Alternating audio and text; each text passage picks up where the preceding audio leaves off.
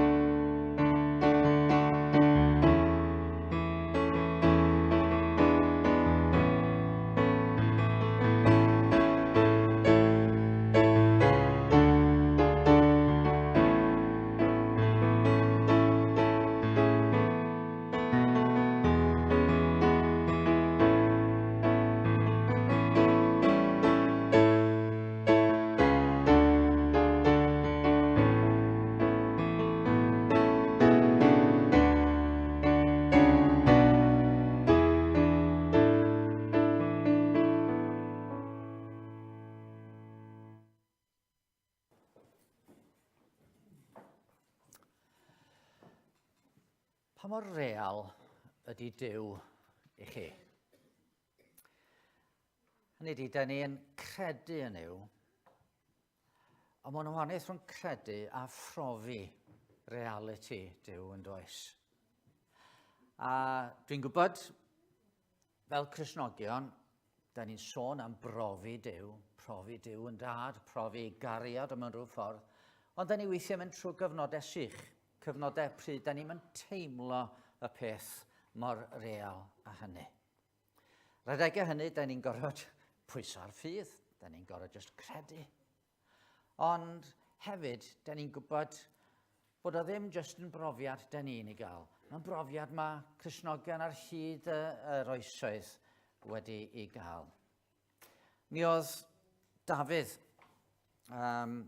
da ni'n siŵr ai Dafydd ysgrifennodd y salm yma, mi oedd Dafydd neu rhywun yn cwyno yn un salm, bod o'n teimlo yn bell o'r man lle oedd e'n gallu cyfarfod efo Duw. Yn salm 42, doedd e'n cael mynd i Jerusalem. Doedd e'n cael bod yno ar y pryd yn deml. Ac felly mae'n canu y salm yma. Dwi am i ni ddarllen y salm efo'n gilydd. Salm 42 ydy hi. A mi newn ni ddarllen y salm efo'n gilydd. Fel y dyhea ewig am ddyfroedd rhedegog, felly y dyhea fy enaid amdana ti, o Dduw. Mae fy enaid yn sychedu am Dduw, am y Duw byw, pa bryd y dof ac ymddangos ger ei fron. Bu fy nagrain fwyd i mi ddydd a nos, pan ofynnent i ni trwy'r dydd, ple mae dy Dduw?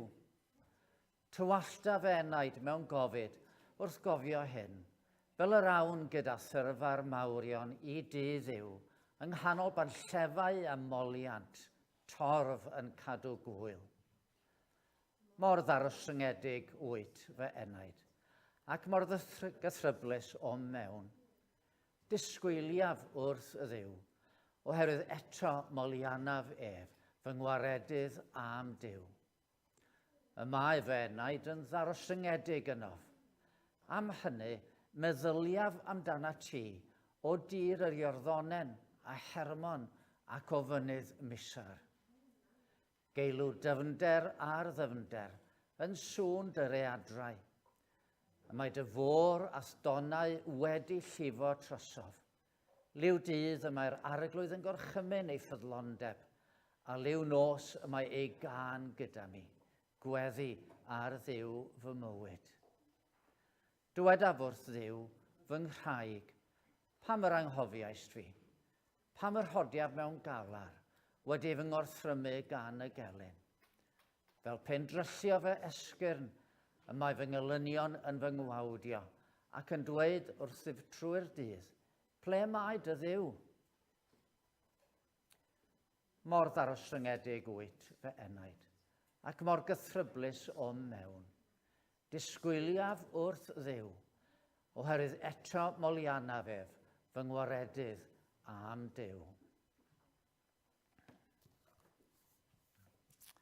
Salmydd fanna yn teimlo'n bell, teimlo Duw'n bell, ond yn disgwyl wrth y Dduw. Reit, blant, ydych chi am ddod ymlaen am funud bach?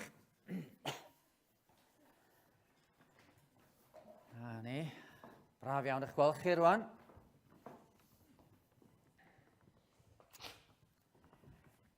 Reit, ydych chi'n oce? Ydych? Mwynhau'r tywydd braf dyddi yma?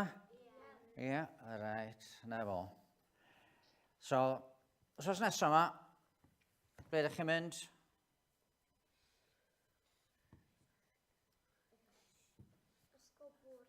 Ysgol Boring.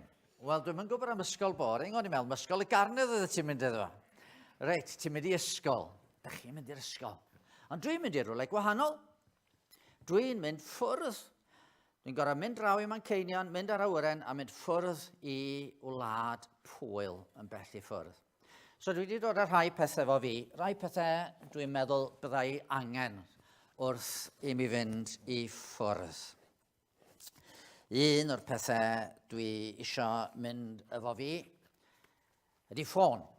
Fe mod i'n gallu ffonio adre a mod i'n gallu cysylltu efo pobl pan dwi eisiau. So mae gennau ffôn fanne.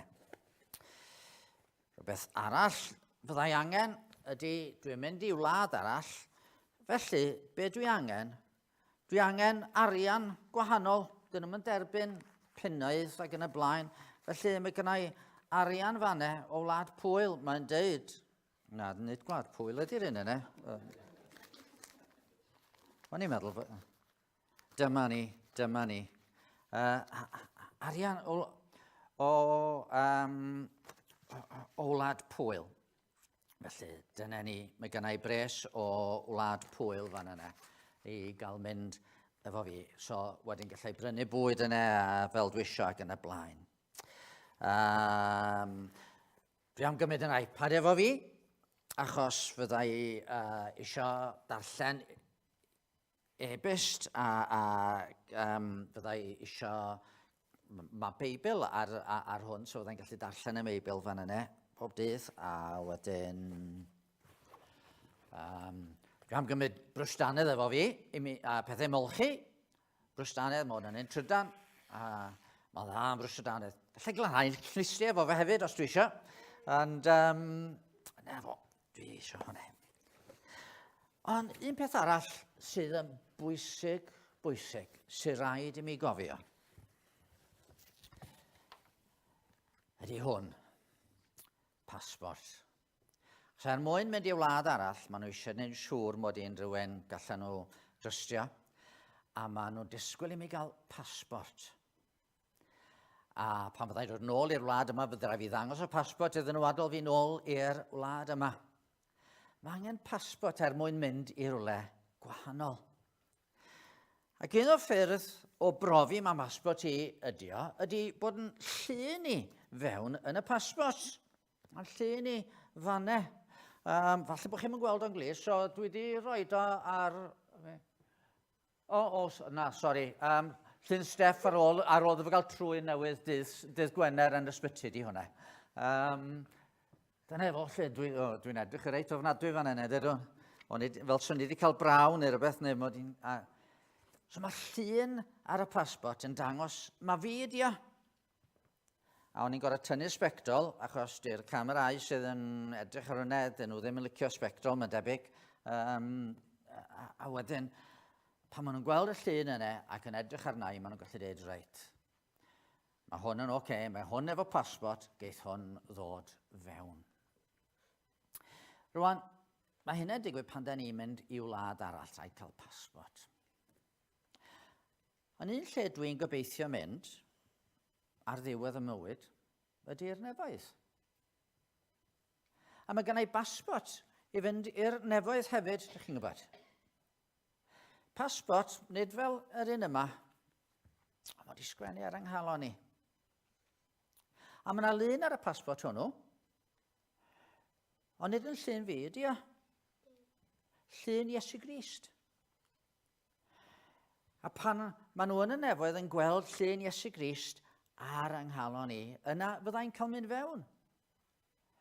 A di ddim achos mod i'n special, ond yn syml achos mod i wedi credu yn yr arglwydd Iesu Grist. A chi bod beth sy'n wir yn ffantastig. Ydy pan dwi'n mynd i'r nefoedd, fyddai ddim jyst efo llun o Iesu Grist ar ynghalon ni, ond fyddai'n cael gweld Iesu Grist i hynna. Dyna y wyneb cyntaf fyddai'n gweld pan fyddai'n mynd i'r nefoedd. Fydd Iesu Grist. A dwi'n edrych ymlaen. A dyna beth i gobaith pob Cristion. Byddai'n gweld Iesu Grist a bydd o'n gweld fo'i hunan yn y llun sydd ar ynghalon ni. Felly, tro nesaf, ydych chi yn gweld rhywun efo pasbort, neu falle bod chi'n mynd i fynd ffwrdd ar wyliau i wlad arall, ydych chi angen pasbort o ryw fath. Pan ydych chi'n cael eich pasbort, cofiwch wrth edrych ar y llun yna, mwyn mynd i'r nefoedd, beth yn eisiau di llun Iesu Grist ar yn calon ni. Iawn? Gret. Reit. Chi fynd nôl I eistedd y rwan. A da ni am ganu 2 emyn, neu 2 gan, un ar ôl y llall. Mae'r cyntaf yn un sgwennwyd amser hir nôl gan Williams Pantycelyn. Ni welodd llygad dyn erioed. Ni chlywodd clust o dan y rhod am neb gyffelib iddo ef. Mae'n rhywun mor arbennig, o'r Osen Saron, hardd ei liw, pwy ddidi maes rinweddau'n Duw. Fe yw bywyd nef y nef. A mae pob pennill fan yma'n special. Mae yn ei glwyfau dryso'r drud I faddau beiau penna'r byd. Ots pa mor ddrwg da ni wedi bod os dwytha yma. Pa mor bell da ni wedi syrthio. Wrth ddod ar Iesu. Mae yna ddigon yna I faddau y cyfan. O flaen yr orsef buraf sydd. Ni alluogrwydd yno ddim. Fe gill holl ddeddfau seinau grym. Maddeuant perffaith gariad dydd. Bod ni'n wedi gallu cadw y 10 gorchymyn. Eto, da ni'n cael maddeuant. A wedyn y trydydd pennill. O fe ddaw diwrnod, doedd pan ddel, a llygad yma hun a'i gwel. Pan ymddangosau fawredd ef. Mewn rhwysg a harddwch, parch a bri, ymlydd cwmpeinia neu reflu ry, fydd yn rhyfeddod nef yn ef. Fyddwn ni'n gallu cyfri faint o bobl fydd yn y nefoedd, ond fe fyddwn ni sylwi ar yr un yma, sydd mor ffantastig ac mor wych. Ac wedyn, ar ôl I ni ganu'r emyn yna, mi newn ni ganu'n arall, o enaid, a wyt ti'n flinderog, y llwybr yn dywyll o'th flaen. Mae goleuni yn wyneb y ceidwad a bywyd mor llawn ac mor lan, tro dy olwg ar Iesu, ac edrych I wyneb yn llawn, a holl bethau y byd, fe ddiflannant I gyd, yng ngoleuni ei gariad a'i ddawn.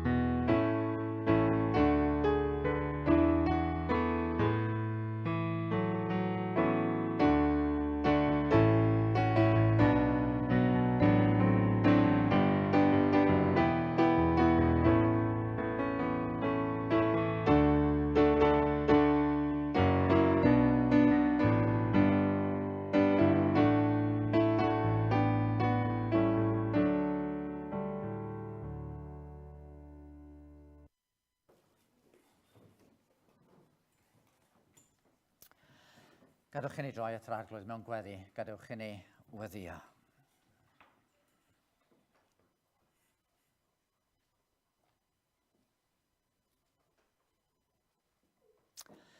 Arglwydd ein Duw a thad ein harglwydd Iesu Grist.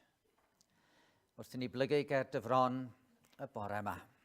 Da ni'n cyfadde bod yna lawer o bethau yn y byd yma sy'n denu'n sylw ni. Llawer o olygfeydd sydd yn cyfareddu ni ar wahanol adegau. Ac eto yr un olwg, yr un olygfa, da ni'n hiraethu amdano'n fwy na dim byd, ydy cael golwg gwell ar yr arglwydd Iesu Grist. Cael gweld yr un aeth i'r groes trosto ni. Cael gweld yr un yn carodd ni, gan fod yn ifydd hyd angau'r groes. A'i weld wedi ddyrchafu, a'i weld mewn o gogoniant, a'i weld yn frenin y brenhinoedd ac yn arglwydd yr arglwyddi a phob gelyn wedi ei ddarostwng ger ei fron o. Dyma oedd yw'n tad yn hiraeth ni. A da ni'n diolch i ti, na trwy ffydd da ni'n gallu gweld hwn ar y funud. Eto, da ni'n diolch i ti fod na ddydd yn dod pryd y cawn ni weld yn harglwydd. A da ni'n diolch yn bod ni hyd yn oed rwan, yn cael mwy na jyst credu, bod ni ar adegau yn cael teimlo dy bresenoldeb di. Da ni ddod yn ymwybodol o ddiwn tad, dy fod ti fel petai yn lapio dy freichiau o'n hamgylch ni. A nina yn gwybod dy fod ti yn caru ni. Maddau ni o ddiwn tan yn bod ni mor ar y deg i gredu. Maddau yn bod ni mor barod i ame os wyt ti'n cofio ni. Ysgweled i fod yn dda. A wneud i heddiw trwy dy ras, beri bod ni'n cael ymdeimlo eto a'r cariad tragwyddol yma sydd wedi ddanfon o'r nef. I'n cyfleidio ni ac i afel ynddo ni a i beidio byth a'n gollwng ni i fynd. Da ni'n diolch ti o ddiwn tad y bod ni'n cael dod y bore yma i fyfyrio ond y air. A da ni'n gweddio bydd y gair yn gymorth i bob un ohono ni. Da ni'n diolch o ddiwn tad y bod ni'n cael dod i gwmni yn gilydd ac yn gweddio ddiwn tad y bydd yn amser ni efo'n gilydd yn galondyd wrth i ni efallai rannu be wyt ti wedi wneud yn bywyd ni'n ystod yr wythnos diwethaf efo'n gilydd. Ond o arglwydd yn Duw. Da ni hefyd yn ymwybodol bod ni'n dod o fyd sydd yn brifo, byd dolurus, a da ni'n cyflwyno'r byd yn ei angen i ti. A'n sylw ni'n arbennig wrth gwrs ar Wcrain, ar sefyllfa yna, da ni'n gweddio dad ar ei ti eto, yn dy drigaredd, symud i ddatrys y broblem, y drygionau difrifol sydd yn digwydd yna. Da ni'n gweddio dros arweinwyr gwledydd y byd o ddiwn tad, yn gofyn am i ti fod yn gymorth ac yn ddaioni iddyn nhw. A da ni'n gweddio ddiwn tad yn arbennig dros y eglwys mewn rhannau o'r byd lle maen nhw'n dioddau, oherwydd rhyfel, neu falle erledigaeth oddi wrth yr awdurdodau a phobl eraill. O arglwydd, gad i dy eglwys di wybod am dy bresenoldeb a dy nerth a dy ddaioni di. A da ni'n gweddio ddiwn tad trwy dy drigaredd di y bydd yna. Lwyddiant i'r efengil y dyddiau yma ac y bydd llawer yn dod i brofi gras a thrigaredd trwy'r arglwydd Iesu Grist. Yma yn gwlad ni, da ni'n gofyn am dy gymorth i'r eglwys a dy gymorth i ni. Gad i ni fod yn dystion sydd mor llawen yn bod ni'n blant i ti. A da ni'n gweddio dad dros os rhai sydd adre sydd ddim yn mwynhau iechyd llawn arglwydd bydd yn agos at bob un ohonyn nhw. Da ni'n gweddio dros y rhai eraill sydd yn pryderu am wahanol resymau. Pob baich da ni'n ei dwyn i ger dyfron di. Gan wybod fod ysgwyddau di yn dal beichiau'r byd ac yn ddigon cry i ddwyn daioni i bob sefyllfa. Felly arglwydd, da ni'n dod rwan at dy air di. Gad i'r gair yn wir lefaru a ni y bore yma. A rhoi ni olwg mwy clir nag erioed o'r blaen ar yr arglwydd Iesu. A mae'n bod ni'n gweddio hyn trwy Iesu Grist na harglwydd a'n gwaredwr da. Amen.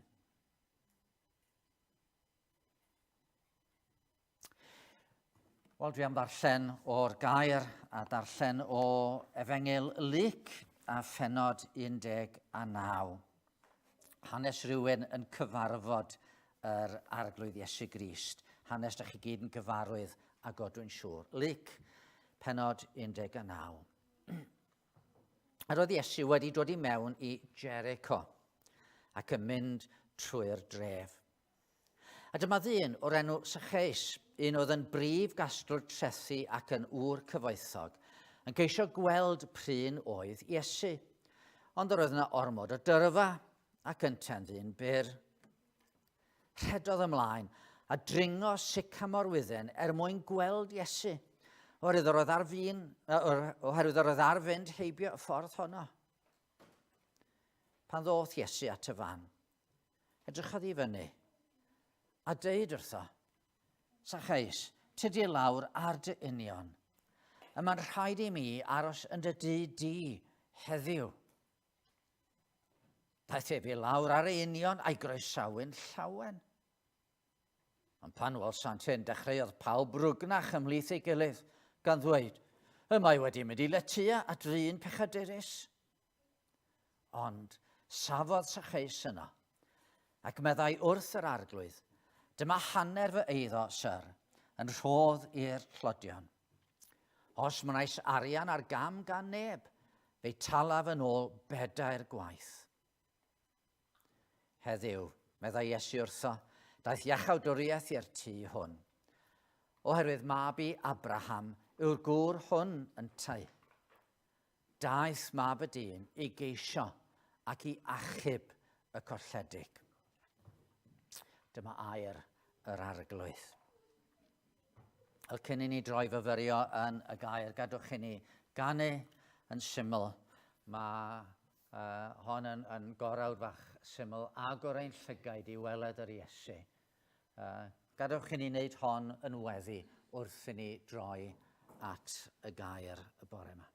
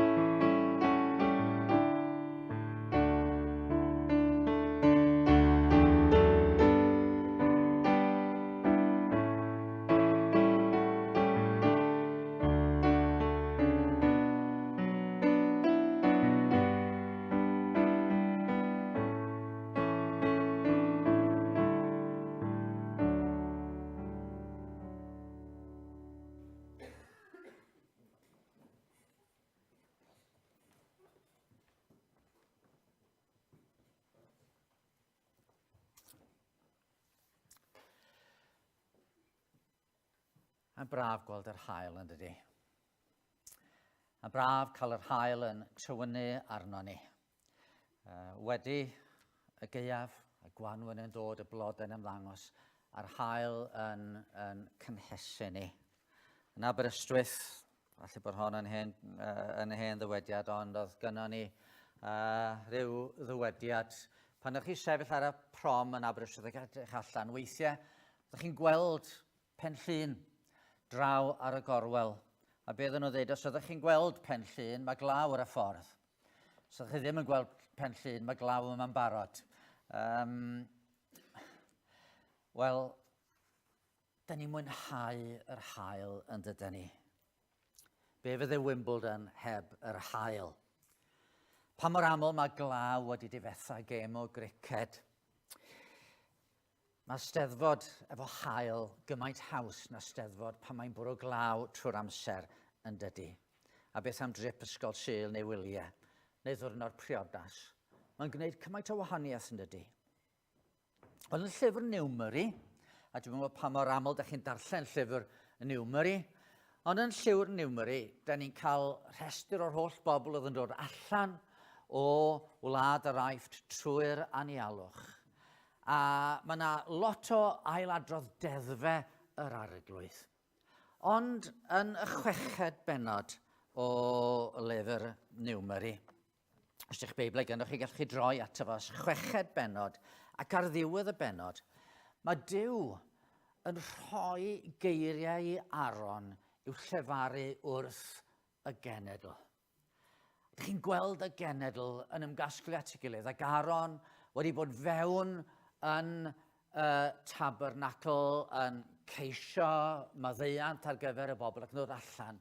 A Duw yn rhoi'r geiriau yma, yn deud wrtho fo, dywed wrth Aron a feibion, yr ydych chi fendithio pobl Israel a dweud, ydych chi bron yn ei weld o'n codi i ddwylo draw fel yma at genedl Israel a dweud, bydded i'r arglwydd y fendithio as gadw. Bydded i'r arglwydd ewyrchu ei wyneb arnat a bod yn drigar o gwrthyd. Bydded i'r arglwydd edrych arnat a rhoi i ti heddwch. Hynny di, mae Duw yn dweud, dwi isio i chi deimlo mae'r fendith y fawr ydy'n halu yn gwenu arnoch. Fel mae'r haul yn gwenu ar y ddeiar ac yn cynhesu'r ddeiar ac yn cynhesu'n calonau ni, bod i Dduw wenu arno ni, edrych arno ni, a bod ni'n profi y wen yma. Tan ni'n troi at y Testament Newydd, ac wrth gwrs, da ni'n cael y syniad mo Dduw fel yr haul. Goleini yw Duw ac nid oes ynddo ddim tywyllwch. A mae yna hanes am Israel, pan dda'n nhw bechu yn erbyn Duw a addoli'r llo air, mae Duw'n dweud bod o'n mynd i i'w dinistrio nhw, a mae Moses yn eiriol, a mae Duw'n dweud, oce, na i ddim i dinistrio nhw. A mae Duw yn dweud, reit, gewch chi fynd ymlaen i wlad yr addewid, anfonaf angel o'ch flaen a gyrraedd allan y Cananeaid, Amoriaid, Hethiaid, Peresiaid, Hefiaid a Jebusiaid. Wel i ni, mi fyddai cael angel yn mynd o'n blaen ni. Wel, fydde fo'n wych yn bydde. Gwybod bod yna angel yn mynd o'n blaen ni wrth i ni geisio symud ymlaen fel eglwys. Ond oedd Israel yn gwybod yn well. Roedd Duw'n dweud, dwi'n mynd i anfon angel, ond dwi ddim yn mynd i fod yn dod efo chi. A pan glywodd y bobl yn newydd drwg hon, dechrysant a laru, ac yn ei wisgodd neb i dlysau. Caiws cael y bendithion heb gael y bendithiwr. Dywedodd Moses wrtho, os na fyddi di dy hun yn mynd gyda mi, paid yn harwain i ymaith oedd i yma. Sut y bydd neb yn gwybod y mod i as bobl i gael ffafr yn dolwg, os na fyddi'n mynd gyda ni. Dyna sy'n fy ngwneud i, as bobl yn wahanol i bawb arall ar wyneb y ddeiar. Pen draw yn holl obeithio ni, ydy'r dydd hwnnw welodd Ioan drwy ffydd, pan fyddwn ni ddim angen haul yn y Jerusalem nefol. Nid oes ar y ddinas angen ar haul na'r lleiad i dywynnu arni, oherwydd gogoniant Duw sy'n ei goleio, a'i lamp hi yw'r oen. A bydd y genhedloedd yn rhodio yn ei goleini hi. Dyna'r fendith. Gwybod bod Duw yn gwenu arno ni. Falle ddim yn gallu i weld o'n llythrennol ac eto yn teimlo'r gwres fel da ni'n teimlo gwres yr haul arno ni. Awr os by'r gymdeithas felys, meddwl Williams Pontycelyn, awr o weld y wyneb pryd, sy'n rhagori fil o weithiau ar bleserau gwag y byd. Mi ro'r cwbl am gwmpeini pyr fy new. A sut beth ydy profi gwen Duw? Sut fedrwn ni ddweud yn bod ni yn gweld wyneb Duw? Wel, mi ddydodd Iesu yn neb am gwelodd i, a welodd y tad. Be hoffwn ni wneud felly ydy edrych ar rai o'r bobl ddaru gyfarfod Iesu, ddaru profi gwen y gwaredwr pan oedd o yma ar y ddaear. A hyn efallai, wel gobeithio, yn helpu ni feddwl sut mae Duw yn gwenu arno ni heddiw. A'r cyntaf, da ni am feddwl amdano fo ydy Syceis ar adran nes i ddarllen funud yn ôl. Syceis, mae'r hanes yn Luc 19. Chymol, mi oedd o yn y ddyn, roedd yr Iddewon wedi edrych arno fo a'i roi mewn bocs y tu hwnt i obaith am gael profi daioni Duw. Doedd Duw ddim yn mynd i wenu ar hwn o bawb. Mi oedd o'n ddyn hunanol. Oedd o'n anrhygarog, oedd o'n anonest. Dyn roedd ei gyfri banc yn fwy pwysig na'i genedl ei hunan. Gwas bach yr Efeinied, bradwr i Dduw a'i bobl. Oedd o wedi gwerthu enaid am ddaioni'r byd yma.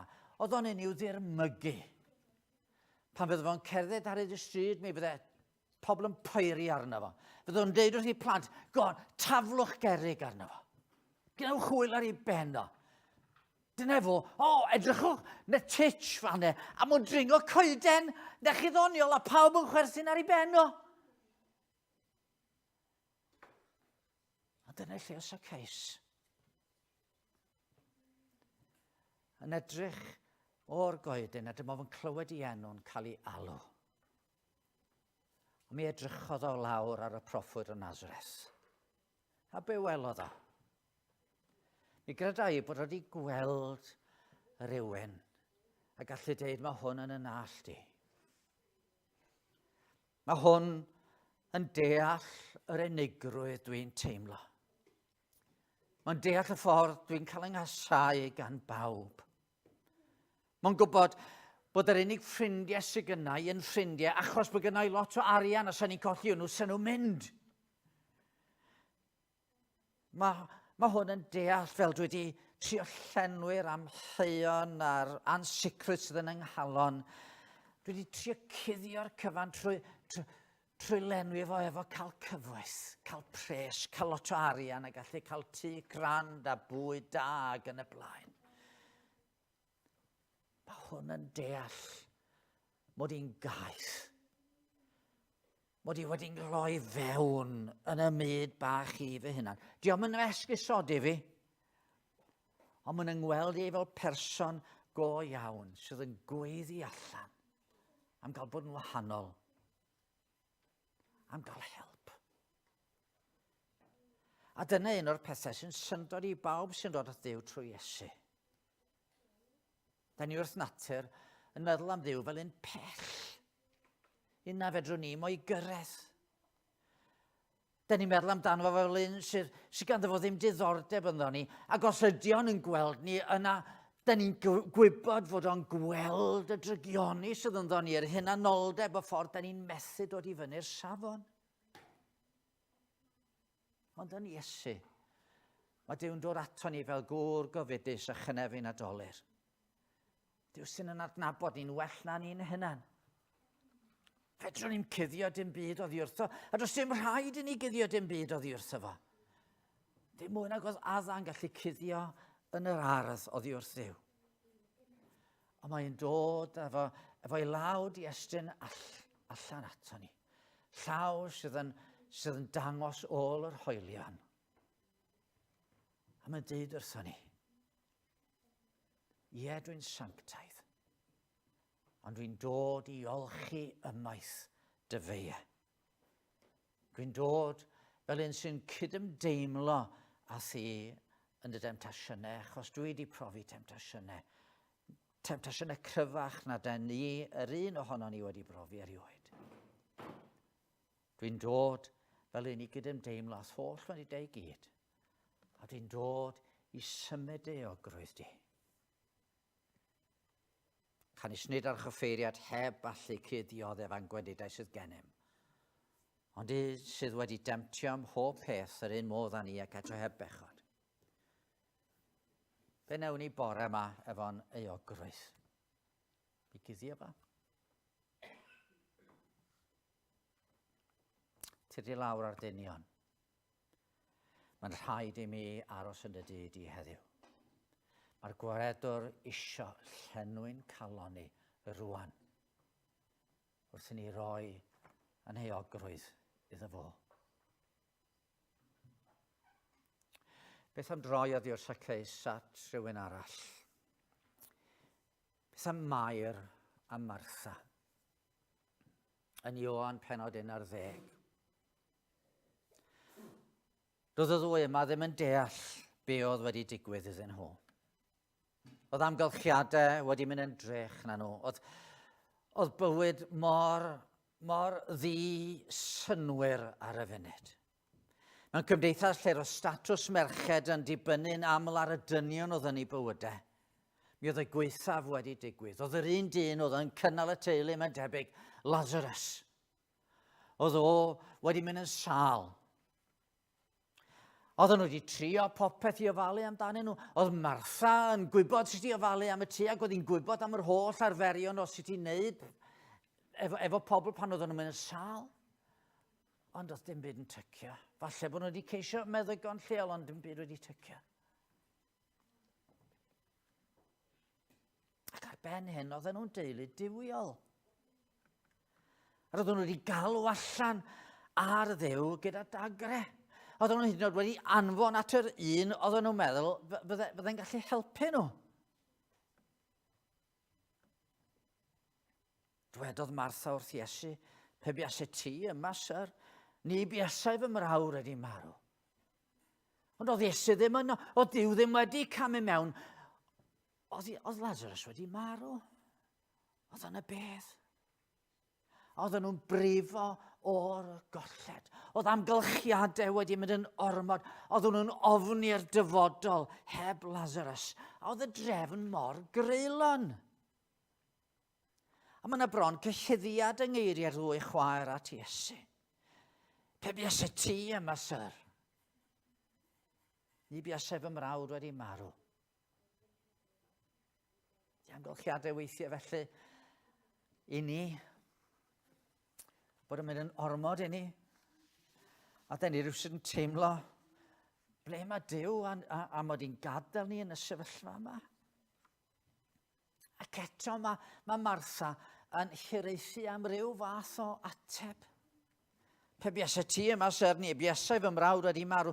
A hyd yn oed yn awr, mi o'n yr rhydd Duw i ti beth bynnag o fyny ganddo. Gan Martha'r gred yma, rywsut fod Iesu yn mynd i allu dod ar ryw ystyr i'r drefn. Rwan, mae Iesu'n cydymdeimlo. Mae hwn yn un o'r ychydig fanau yn yr ysgrythur lle da ni'n gweld y gwaredwr yn crio, yn gollwng dagre. Dagre o gydymdeimlad efo Mair a Martha. Dagre o ddicter am y llanast mae pechod wedi greu yn dwyn marwolaeth i fewn i'n byd. A dyna'n aml y gorau fedrwn ni'n wneud. Cydymdeimlo, wylo efo rhywun. A chydymdeimlo. Ond mae Iesu hefyd yn dod â mwy i fewn i'r sefyllfa. Dywedodd Iesu wrthi, fe atgyfodad y frawd. A Martha'n dweud, ie, dwi'n iddewyn i ongred, dwi'n gwybod. Dwi'n gwybod bydd yn atgyfodi ar y dydd, yn yr atgyfodiad ar y dydd olaf. Mae yna ddydd yn dod, pryd byddwn ni'n cael yn atgyfodi, ie, ond na, meddai Iesu, hold on rwan. Dywedodd Iesu, mae fi yw'r atgyfodiad ar bywyd. Pwy bynnag sy'n credu yno fi iddo farw, fe fydd byw. Pryd na fydd dy frawd yn atgyfodi rwan, neu ar ddiwedd amser, yno fi, mae yna ddiogelwch, meddai Iesu. Yn nghwmni fi, mi fedri di wynebu'r golled. Mi roi'r cwbl o ti angen i fynd ymlaen. Wan yn yr achos yma, fe gafodd Martha i brawd yn ôl. Dyma Iesu yn ei alw fo allan o'r bedd. Ond dros drodd ar ei gael yn ôl, ynddo? Mi fydde fo'n marw eto, fydde i'n gorfod mynd drwy'r broses o alaru unwaith eto. Ond i bai bod hi'n marw gyntaf. Ond oedd hi'n gwybod y tro nesaf bod ei brawd yn ddiogel yn nwylo yr un nath sefyll wrth geg y bedd a gweiddi Lazarus turdallan.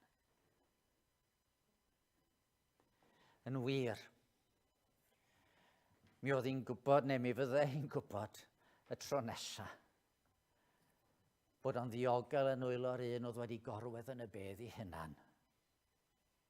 Ac oedd wedi cerdded allan o'r bedd yn ddiogel. Mae'n ddyn i gydymdeimlo â holl wendidau i gyd. Mae'n dduw i gario'r orsedd a'r ddiafol, cnawd a byd. Be di'n amgylchiadau ni heddiw? Ydy'n tyff? Ydyn ni'n stryglan?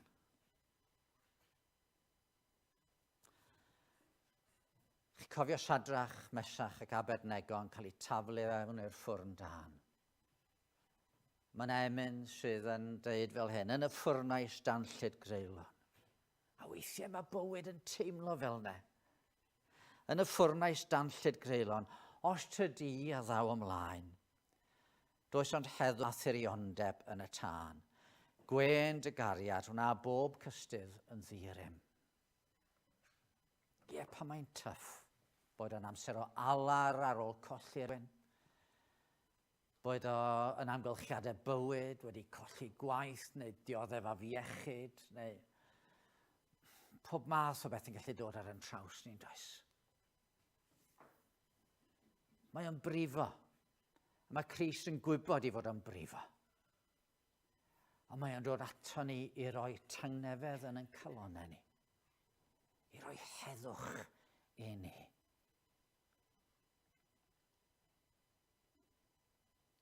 Dyna be di gweld wyneb yr arglwydd Iesu. Dyna di profi gwen Duw. Ond mae yna un arall dwi eisiau sôn amdano fo cyn i mi gloi. Simeon. Dwi'n ymwybodol i mi bregethu ar hwn fis Rhagfyr, ond Simeon. Yr hen ddyn yma oedd yn mynd i'r deml y dyn diwiol yma. Oedd wedi gorfod dysgu amynedd. Oedd wedi cael ei fagu i gredu fod Duw yn dda. Wedi dysgu yn y synagog pan oedd o'n hogyn. A bod na ddydd yn dod pryd y bydde Duw yn gweithredu i ddelio â chyflwr truenus y byd. Oedd wedi dysgu bod na Feseia mynd i ddod ryw ddydd. Ond y cyfan oedd o wedi i ddysgu, a'r cyfan oedd o wedi gredu, ac bod wedi dilyn Duw ar hyd i oes, eto na rhywbeth ar goll. Doedd y cyfan ddim mor real ag y dyle fod. Oedd o wedi credu, ond oedd o eisiau mwy. A oedd yr argyhoeddiad wedi rhoi iddo y bydde fo'n cael gweld mwy. Oedd wedi cael datgyddiad gan yr Ysbryd Glân, na welai farwolaeth cyn gweld Meseia yr arglwydd. Na chi ryfeddod. Na chi rhywbeth gogoneddus rhywsut. Oedd o wedi cael gwybod bod o'n mynd i gael gweld yr arglwydd. Da ni'n mynd gwybod ers faint oedd yr argyhoeddiad yma ganddo fo. Falle bod o wedi gael o pan oedd o yn blentyn ac yn dysgu yn y synagog yn clywed yr addewidion yn cael ei darllen o'r Hen Testament. Neu falle bod o bellach ymlaen yn ei fywyd, bod o wedi profi rhywsut Duw yn sibrwd iddo fo. Bod o'n mynd i gael gweld y Meseia. Ond oedd y blynyddoedd yn mynd heibio, a dim byd yn digwydd.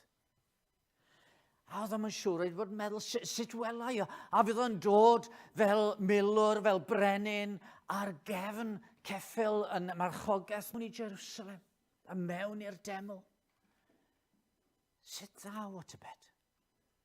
Coedd o'n mynd ddydd ar ôl dydd i'r deml, achos dyna lle oedd yr Hen Testament yn dweud bydde y Meseia yn ymddangos. Ac un diwrnod, oedd o'ne, yn gweld yr un peth oedd o wedi gweld, pobl yn dod efo'i aberthau, pobl yn dod, rhieni'n dod a'i babanod i'w cysegru nhw, a falle bod yna sawl un wedi pasio heibio. Ond y tro yma, mae'n edrych, a mae'n gweld Mair a Joseph a'r baban. Mae Dyw'n sibrwd yn ei galon nhw. Dyma fo. Dyma fo. A Simeon yn cymryd y babi bach yn ei freichiau ac yn edrych lawr. Yr awr hon, arglwydd, y gollyngid y was mewn tangnefedd yn ôl dy air. Canis fy llygaid a welsant ei achawdwriaeth. Yr honna baratoes ger bron wyneb yr holl boblwydd, goleuni i oleo'r cenhedlaeth, ac ogoniant y bobl Israel. Oedd sicrwydd yn ei galon o, oedd y ffydd yn ei galon o fod y babi bach yma yn ateb i holl broblemau y byd, goleuni i oleo'r cenhedlaeth. Mi yfed y farw yn dawel, yng nghanol llanas y byd, byd ymerodraeth Rufen, byd Hitler, byd Stalin, byd Putin, byd rhagryth arweinwyr crefyddol, byd lle mae pechod yn llygru pob dim. Oedd o'n gwybod fod yna awr yn dod, pryd byddai'r babi yma yn sychu maith pob deigrin iddi wrth yn llyged ni. A marwolaeth ni bydd mwyach, na thristwch, na llefain, na phoen, ni bydd mwyach. A dyna ydy profi gwen Duw. Dyna ydy gwybod fod Duw yn llewyrchu i wyneb arno ni. Gwybod bod na iachawdwriaeth i ddod a'i fod o yn dod a fod o ar waith ynom ni. Ie, mae i ddod cael Salem, dyn a sedd o na bawn ynddi'n byw, o hyd cawnweled gwedd a llewyrch wyneb Duw. Mae weithiau'n dywyll arna i nawr, fy hael ni da beth yno i lawr. Ond dim just y pryd hynny. Mae dangnefedd o'n gallu llenwi'n calonau ni rwan. Gweld wyneb anwylid, wna'i'n henaid lawenhau, trwy'r cwbl ges i eto, nefydd gaf ei fwynhau. Pan elon twyn eisiau. Pan bydda fi yn drist, tra caffwy fweled wyneb siriolaf Iesu Grist. Mi ofynodd Moses, dangos i mi diogoniant ac ymateb Duw oedd na. Ni chei weld fy wyneb, wedyn ni chaiff neb fy ngweld a byw. Ond da ni mewn lle gwahanol. Oherwydd Duw, rhwng orchmynodd i'r goleuni lywyrchu o dywyllwch yw'r hwn a lywyrchodd yn ein calonau i roddi goleuni o gwybodaeth gogoniant Duw yn wyneb Iesu Grist. A neb am gwelodd i a welodd y tad. Ond i dyma'n hireth ni. Ond i dyma'r hyn i'w geisio i'w chlaw pob dim arall. Golwg newydd, golwg ffres, golwg real ar wyneb yn harglwydd Iesu Grist. A pan welwn ni hyn, pwy a wyr na fydd yn wyneb ni yn disgleirio, fel oedd wyneb Moses pan ddoth o i lawr o'r mynydd ar ôl bod gyda Duw. A'n wynebau ni'n disgleirio fel bod pobl eraill yn gwybod yn bod ni wedi bod gyda'r arglwydd Iesu. A bydden nhw eisiau dod hefyd. Bydden nhw eisiau closio ato ni. Bendithiad yr arglwydd di. A chadwed di. Llywyrched yr arglwydd ei wyneb arnat a thrigarhaid wrthyd. Dyrchafed yr arglwydd i wyneb arnat, a rhodded i ti dan nefedd. Mwyn i enw. Beth am i ni ganu yr emyn o'n i'n dyfynnu jyst rwan. Mae'r Iesu'n fwy na'i roddion. Mae ef'n fwy na'i ras. Yn fwy na'i holl weithredoedd o fewn ac o'r tu mas. A wedyn yr ail bennill yn cychwyn efo gweld wyneb fy anwylid. Wna i'm henaid lawenhau.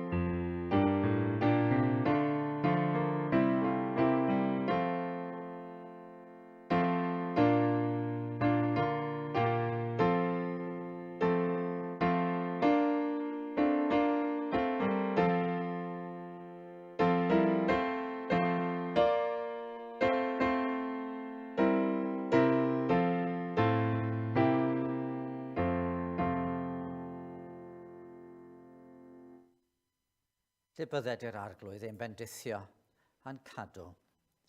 Bydded i'r arglwydd lewyrchu ei wyneb arnom a bod yn drigarog wrthym. Bydded i'r arglwydd edrych arnom a rhoi i ni heddwch. Amen.